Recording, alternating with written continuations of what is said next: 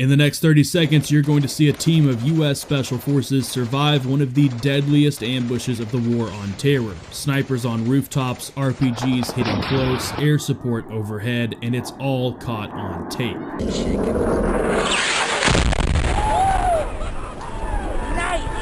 my God! That shit was a fucking bomb. On a cold January morning in 2016, a 12-man detachment of Green Berets from 3rd Special Forces Group were traveling in armored Humvees through the Nangarhar Valley in eastern Afghanistan. They weren't here to fight. This wasn't their typical kill or capture mission. It was supposed to be a meeting with a key Taliban leader. They'd received word that a Taliban commander in the valley wanted to switch sides, said he'd grown tired of fighting, that he wanted to cooperate with Afghan forces and surrender his fighters. Believe it or not, these meetings happened all the time, and most of the time they were legitimate, but this one would go down as one of the most violent, up-close ambushes U.S. Special Forces ever faced.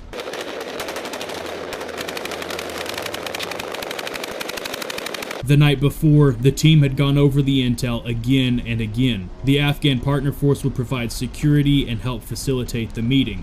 The Green Berets were told the defector would arrive just outside a village known for its tribal neutrality. But neutrality in Nangarhar was flexible. They'd be entering an area flanked by ridgelines and blind spots. Even worse, the U.S. element would have to dismount several clicks away and walk in on foot, with only light armor holding the rear. The situation wasn't ideal, but it wasn't necessarily unusual either. That morning, the sun was rising behind the ridgelines as they made their way through the valley. It was a cold, dusty morning. They passed children on donkeys, and a farmer waved from a poppy field. The whole area felt way too quiet, even for Nangarhar. Staff Sergeant Matthew Thompson was on point. He'd been in country less than 2 weeks at this point. Captain Jason Westbrook, the team leader, was near the center of the convoy.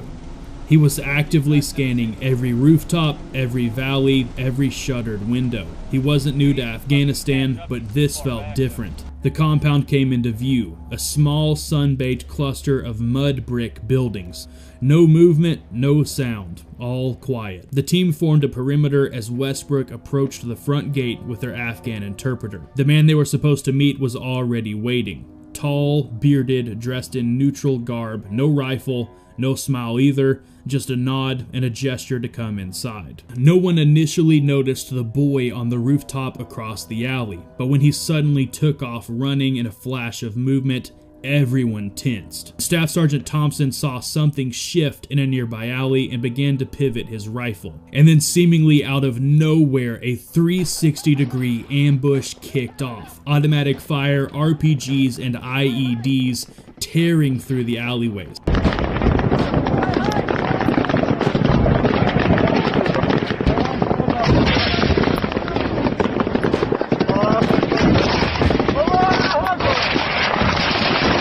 The first shots didn't even come from within the compound. They came from the tree line, from the rooftops, and from the shadows behind the team. It was a full 360-degree kill zone, and they were stuck dead center of it. Within seconds, it was clear to the Green Berets that this whole thing was a setup. Staff Sergeant Matthew Thompson took the brunt of the blast. An IED hidden in the alley detonated as he pivoted left. It wasn't random, it was remote detonated with surgical precision. He was thrown back, his gear torn wide open, and the shockwave rattled the entire formation. 2 Afghan soldiers nearby were shredded instantly. Captain Westbrook quickly ducked behind a crumbling wall as rounds snapped overhead. Dust completely filled his mouth, but he managed to key in his radio. Call in air support, danger close, we are being flanked. One by one, the team of Green Berets were falling back to cover, but they weren't retreating. They were preparing to make a stand. Their Afghan interpreter was wounded, shrapnel across his chest, blood soaking through his tunic.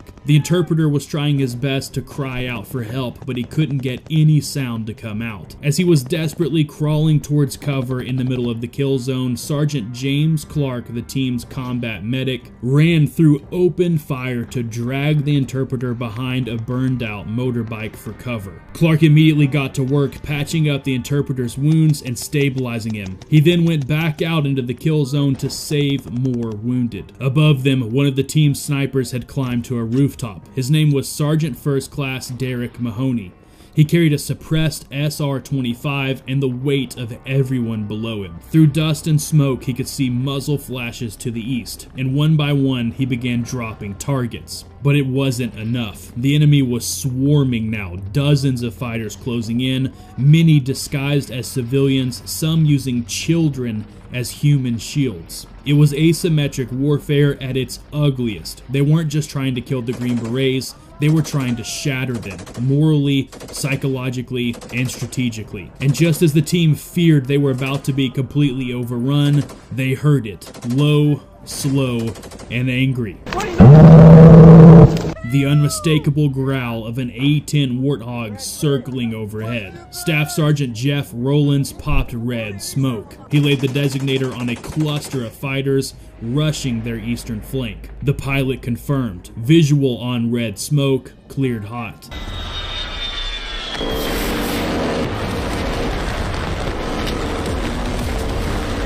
The 30mm cannon tore through the enemy fighters like a buzzsaw. Fighters scattered, screams echoed through the valley. The ambush had just met its match. For the first time in over 20 minutes, the team had breathing room, but it was temporary. One casualty confirmed, another clinging to life, enemy fighters still circling like wolves. And with the element of surprise lost, the team would now have to fight their way out, street by street, alley by alley, all while keeping their wounded alive. The red smoke had cleared briefly and the compound was quiet. The ambush had failed to kill them all in the first wave. But it wasn't over yet.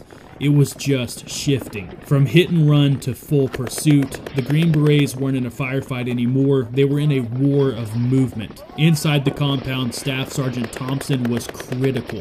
Shrapnel was embedded deep in his abdomen and he was fighting for each breath, and his skin was now turning pale. The team's medic, Sergeant James Clark, was doing everything he could. Chest seals, tourniquets, IV fluids, but Thompson needed a bird, and fast. Captain Westbrook radioed for immediate medevac. Priority 1, urgent surgical Green Beret blast injuries. But airspace was too hot, and the enemy was massing again. From the rooftop, Sergeant First Class Derek Mahoney scanned with his optic. Movement southeast corner. A building door opened.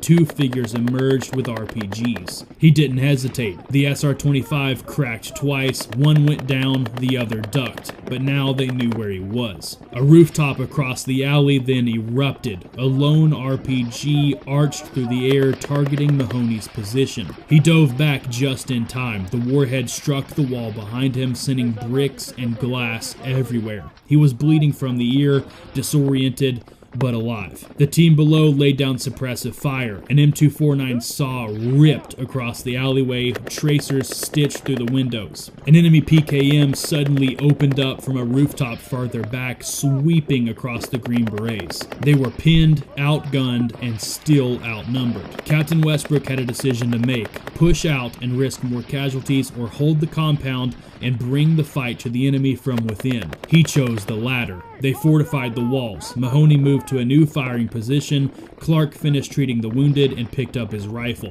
Every man in that team was now in the fight. The enemy was coming again. More fighters, different angles. Mahoney counted over 20 closing in from the far tree line. So he reached for his laser designator and marked the cluster of enemy fighters. But this time, his call wasn't answered by an A-10 Warthog, it was answered by an F-16. The F-16 rolled right over the top of the enemy, dropping a 500-pound bomb right on their heads.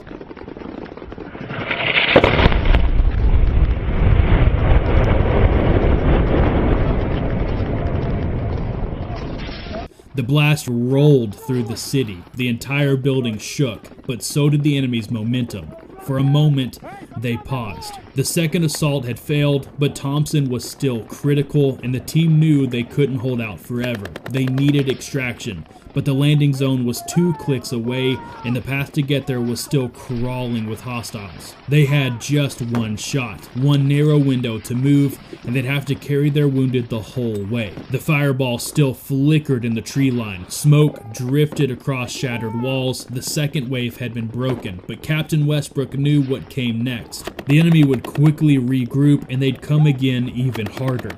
And the Green Berets were out of time. Thompson's vitals were dropping. They'd have to move now. They loaded Thompson onto a makeshift stretcher. He was unconscious but alive. Their Afghan interpreter, still bleeding, was carried over the shoulders of another teammate. 12 men, 2 wounded, with enemy forces closing in, and 2 kilometers of narrow alleys and farmland between them and their extraction point. Intel from ISR overhead showed at least 3 pockets of fighters ahead. The route was a funnel, one choke point after another. Westbrook keyed the radio. They needed cover, they needed firepower, and they needed angels above. Fortunately, their angels were already en route. 2 AH-64 Apache gunsheds from Task Force Pirate were on the way, armed with 30mm cannons, Hydra rockets, and Hellfire missiles. The gunner quickly spotted the team's movement. Green smoke popped to mark their position. What followed was surgical.